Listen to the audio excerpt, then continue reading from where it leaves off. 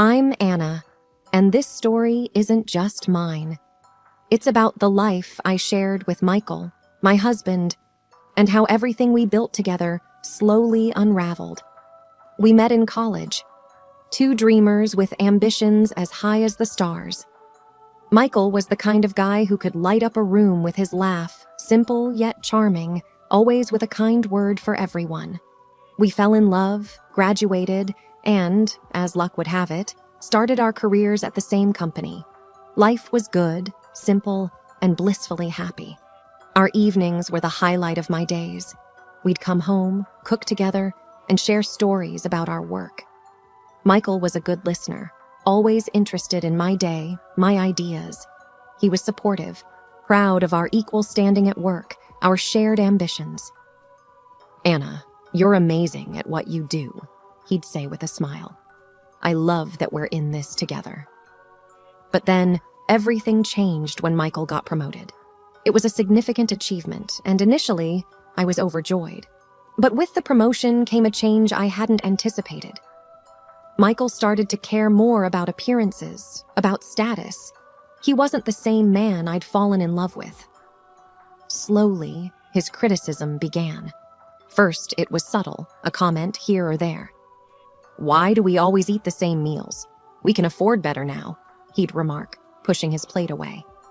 I tried to adapt, to please him, but nothing seemed good enough. He began to critique my clothing, my shopping choices, even how I decorated our home. "Why do you always buy the cheapest brands? We're not college students anymore, Anna," he'd say, his voice laced with annoyance. I felt a growing distance between us, a chasm that I didn't know how to bridge. The man I loved, who once found joy in our simple life, was now obsessed with wealth and status. One evening, after I returned from grocery shopping with more budget-friendly items, Michael's frustration boiled over. "Anna, this isn't acceptable. You're still dressing and shopping like we're on a tight budget. You don't match my status," he said coldly, his words cutting through me like a knife. His words lingered in the air, marking the end of our simple, happy days. That was the moment I realized how much he had changed, how much our life had diverged from the path we once walked together. It was the beginning of the end, the start of a journey I never expected to take. As days turned into weeks, the strain in our relationship only deepened. Michael's constant critiques about how I didn't match his status weighed heavily on me. I missed the man he used to be, the one who found joy in our simple life together. But as his obsession with wealth and appearances grew, our connection continued to fade. In the midst of this growing distance, life threw us a curveball. I discovered I was pregnant. The news brought a mix of emotions, joy, fear, and a glimmer of hope that this might bring us back together. Michael's reaction to the pregnancy was surprisingly warm. His face, which had been etched with dissatisfaction for so long, lit up when I told him. "Really? We're going to have a baby?"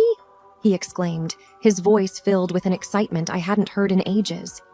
For the first time in months, I saw a spark of the old Michael. During my pregnancy, he was attentive and caring, often checking in on me and ensuring I was comfortable. It felt like a breath of fresh air, a brief return to the days when we were a team. When our son, David, was born, Michael's joy was palpable. Holding David for the first time, he looked at me with tears in his eyes. "He's perfect, Anna. We made this beautiful boy," he said, his voice choked with emotion. The early days with David were a blur of sleepless nights and new routines, but they were also filled with moments of tenderness and joy. Michael, despite his busy schedule, tried to be there for David's first milestones. Watching him with our son, I saw glimpses of the man I had fallen in love with. With David's arrival, our relationship found a temporary peace. The arguments and criticisms subsided, replaced by shared moments of wonder over our son. It was as if David's presence healed some of the fractures in our marriage. I cherished this period, hoping it would last, that maybe this was the turning point we needed. But deep down, I couldn't shake the feeling that this was just a brief respite, a calm before another storm. For now, though, I held on to the hope that our family could find its way back to the happiness we once knew. Life with a newborn was a whirlwind, and for a while, it seemed to bridge the gap between Michael and me. But as David grew and the novelty of new fatherhood faded for Michael, the old patterns began to resurface.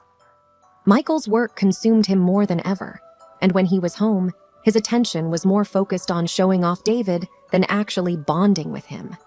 He would buy our son the most expensive toys and clothes, things a toddler would never appreciate. One evening, I found Michael online, browsing through a list of elite preschools. He didn't even look up as I entered the room. "Anna, I'm thinking of enrolling David in St. James Academy. It's the best in the city," he said, not asking but telling. I sat beside him, trying to keep my voice calm.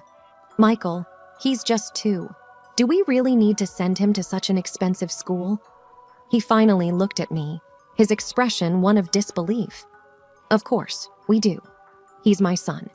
He deserves the best." "But he needs time to be a kid, Michael. Love and attention, not just the most expensive things," I argued, feeling a familiar frustration. Michael shook his head, dismissing my concerns. "You don't understand, Anna. It's about giving him opportunities I never had." This was our new normal. Conversations turned into debates, and debates into arguments. It felt like we were speaking different languages. I longed for the days when our dreams and values aligned. The distance between us wasn't just emotional, it became physical. Michael often returned late from work, long after David and I had dinner. One night, when he came home at an ungodly hour, I couldn't hold back my frustration. "Michael, it's past midnight. You missed dinner again? David asked about you," I said, my voice laced with exhaustion. He shrugged off his coat, weary yet indifferent. "I'm the head of the department now, Anna. These late nights are just part of the job." "But what about us, Michael? What about your family?" I pleaded, hoping to reach some part of the man I married. He paused, his face a mix of fatigue and annoyance. "I'm doing all this for our family, Anna. You and David are living comfortably because of my hard work." I wanted to argue, to tell him that comfort wasn't just about money, but I was too tired. It was the same argument, and I knew I couldn't change his mind. As I lay in bed that night, listening to the faint clicks of his laptop from the other room, I realized that our little family was drifting apart. My husband, once my partner in every aspect of life, was now a stranger living under the same roof, connected only by a shared past and a son who deserved better than this growing void between his parents. It was during one of those long, silent evenings that I made a decision. I needed to go back to work, to find a piece of the woman I used to be before the distance with Michael grew too vast. The perfect opportunity came when a position opened up at my old company, the same place where Michael and I had started our journey together. Feeling a mix of nervousness and excitement, I decided to broach the subject with Michael. "Michael, I've been thinking of going back to work. There's an opening in my old department," I said, hoping for his support. His reaction was immediate and strong. "Go back to work? Why would you need to do that? I'm making more than enough for both of us," he replied, barely looking up from his laptop. I tried to explain. "It's not about the money, Michael. It's about me, about feeling like I'm contributing, being part of a team again." Michael finally looked at me, his expression one of disapproval. "You can contribute by taking care of David and the house. That's your team now." I couldn't hide my frustration. "But I need more than that. I want to use my skills, feel professional achievement again. Besides, it's good for David to see both his parents working." Michael stood up, his voice rising. "You going back to work, especially at my company, is not a good idea. What will people think? That I can't provide for my family?" I was taken aback by his attitude. "So this is about your image, your status?" He ignored my question and continued. "Look at yourself, Anna. You've changed. You've let yourself go since having David." His words were like a slap in the face. I felt my cheeks burning with a mix of anger and hurt. What do you mean, I've let myself go? You know what I mean. You've gained weight, you hardly take care of yourself.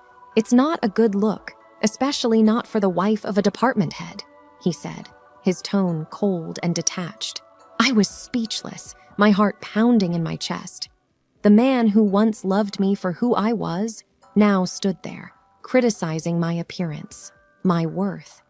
And frankly, he added, his words cutting deeper, I would be embarrassed to have you working at the company looking like this. I will be ashamed at work for such an ugly wife. I stood there, frozen, as he walked out of the room. His words echoed in my mind, a cruel reminder of how far we had drifted apart. That night, I lay awake, Michael's words replaying over and over. It was clear now. The man I married, the man I loved, was gone, replaced by someone I no longer recognized. The days following Michael's harsh critique were some of the loneliest I had ever experienced. His words had cut deep, leaving me to question not just our relationship, but my self-worth. In the midst of this turmoil, an unexpected incident occurred that changed everything. It was a typical Thursday afternoon when the doorbell rang. I opened the door to find a delivery man holding a large, extravagant bouquet of flowers.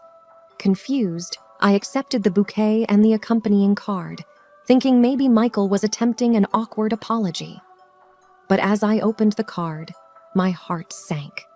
The words were like a punch to the gut. To the most beautiful and perfect woman in the world, with the most charming youth and slender waist, which can be embraced with 2 hands. The words mocked me, a stark contrast to what Michael had said just days before. I felt a mix of anger and humiliation wash over me. This wasn't for me. It couldn't be. It was then I noticed the mistake in the address. The bouquet was meant for someone else. As I stood there trying to process this, my phone rang. It was Michael's new secretary, a young girl who had just started working for him. Michael had mentioned her once, laughing about how she was still studying and often mixed things up. Mrs. Smith? I'm so sorry. I think I've made a terrible mistake, she said, her voice anxious. What mistake? I asked, though I already had an idea. The flowers. They were meant for someone else. I'm so sorry. I sent them to the wrong address, she admitted, sounding flustered. A cold feeling settled in my stomach. Who were they meant for? I asked, my voice barely above a whisper. The secretary hesitated. I don't know her name. I'm just asked to send flowers and gifts sometimes. Please don't tell Mr. Smith I called. After we hung up, I stood in the middle of the living room, the unfaithful bouquet mocking me from the table. The realization of Michael's betrayal hit me hard. I felt a mix of anger, sadness, and disbelief. Without a second thought, I packed a bag for myself and David. I grabbed some of his favorite toys, his clothes, and the essentials. I couldn't stay in that house a moment longer, surrounded by the life I thought we had, which now felt like a lie. I left a note for Michael on the kitchen counter. I didn't wait for him to come home to offer excuses or explanations. I took David, who was confused but excited for an impromptu visit to Auntie's house, and left. Driving to my sister's place, I felt a strange mix of relief and heartache. The life I had known was crumbling, but I knew I needed to get away, to find some space to think and to protect David from the fallout. That evening, as I sat in my sister's living room, lost in thought, Michael showed up unexpectedly. He looked frantic, a stark contrast to his usual composed self. Anna, why did you leave? Why did you take David? He asked, his voice tinged with a mix of concern and anger. I confronted him directly. Why? Maybe because of the bouquet sent to your mistress, mistakenly delivered to your wife, I said, my voice steady but filled with hurt. Michael's face fell. That was a misunderstanding.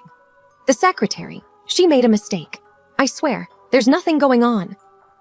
I looked at him, trying to find a hint of the truth in his eyes, but all I saw was desperation. A mistake? Is that your best explanation? Before he could respond, I pulled out a packet of photos and laid them on the table. Then how do you explain these, Michael? His eyes widened as he looked at the photos of him with a young woman, clearly more than just colleagues. Where did you get these? He stammered. I hired a private detective. He's been very thorough. Did you know she's the wife of your business partner? I asked, watching as the color drained from his face. Michael looked like he'd been punched in the gut. You can't let these get out. It'll ruin everything, he pleaded, his voice barely above a whisper. I felt a bitter laugh escape me. Ruin everything? What about us, Michael? What about our family? He reached out, but I pulled away. Anna, please, I'm begging you. Forgive me. I can fix this. But it was too late for apologies, too late for forgiveness. Forgive you after you've lied and cheated? I can't, Michael, I won't. I'm filing for divorce. And these photos, they'll ensure I get what David and I deserve. Michael looked defeated, his shoulders slumping as the reality of the situation hit him. Anna, please. But I had made up my mind. No, Michael, you've made your choice. Now I'm making mine. As he left, I knew that this was the end of our marriage. The evidence in my hands was more than just proof of his infidelity. It was the key to a new beginning for me and David. The road ahead would be hard, but I was determined to rebuild our lives, free from lies and betrayal. The following weeks were a blur of legal meetings and tough decisions. I had initiated the divorce proceedings, armed with the evidence of Michael's infidelity. Despite the turmoil, there was a sense of determination within me. I was fighting not just for my own dignity, but for a better future for David. One afternoon, I met with my lawyer to discuss the details of the divorce. We have a strong case, Anna. The evidence you provided is more than enough to ensure a favorable outcome for you and David, she said, her voice confident. I nodded, feeling a mix of relief and sadness. I just want this to be over. I want to ensure that David is taken care of. My lawyer assured me, we'll make sure of that. You'll have custody, and with Michael's position, child support won't be an issue. As the days passed, the reality of my new life began to set in. I was going to be a single mother, a role I never anticipated, but I also felt a growing sense of empowerment. I was making decisions, standing up for myself and my son. The final hearing was a tense affair. Michael and I sat on opposite sides of the courtroom, the air thick with unspoken words. When the judge granted the divorce, citing Michael's infidelity, I felt a weight lift off my shoulders. I was officially free from a marriage that had become a source of pain and betrayal. Outside the courtroom, Mikhail approached me. Anna, I'm sorry. I never wanted it to end like this, he said, his voice laced with defeat. I looked at him, seeing the man I once loved, now a stranger. It didn't have to be this way, Michael, but you made your choices. He nodded, a look of resignation on his face. I just hope one day you can forgive me, for David's sake. I took a deep breath. I'll always do what's best for David, but as for us, there's nothing left to say. Walking away from the courthouse, I felt a sense of closure.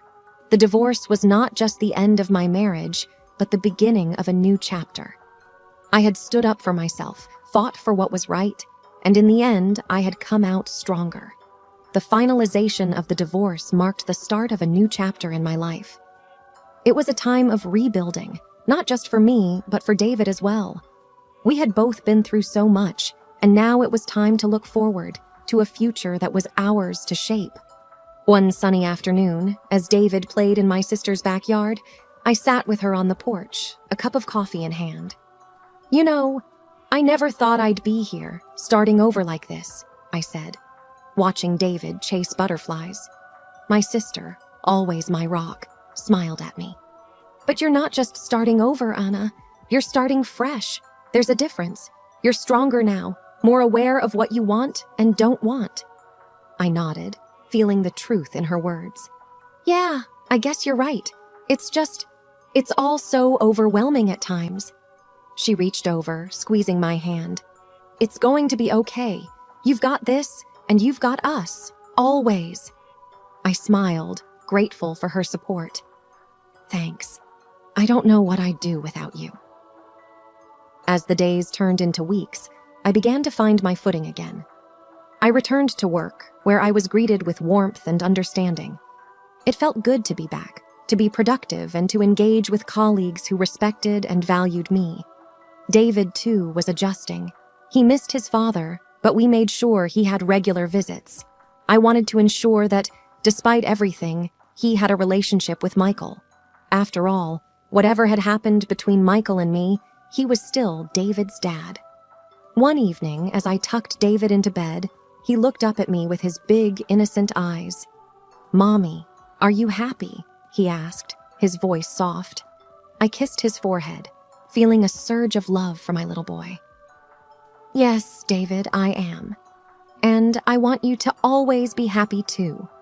He smiled, a sleepy, content smile. "I am, Mommy. I love you." "I love you too, sweetheart. More than anything," I whispered, turning off his light. That night, as I lay in bed, I thought about the journey I had been on. I thought about the future, uncertain but promising. I had dreams to chase, a career to build, and a beautiful son to raise. The road ahead wouldn't always be easy, but I was ready to face it head on. As I drifted off to sleep, I realized that this wasn't just a new beginning. It was a chance to write my own story, on my own terms. And with that thought, I welcomed the challenges and opportunities that lay ahead, ready to embrace them with an open heart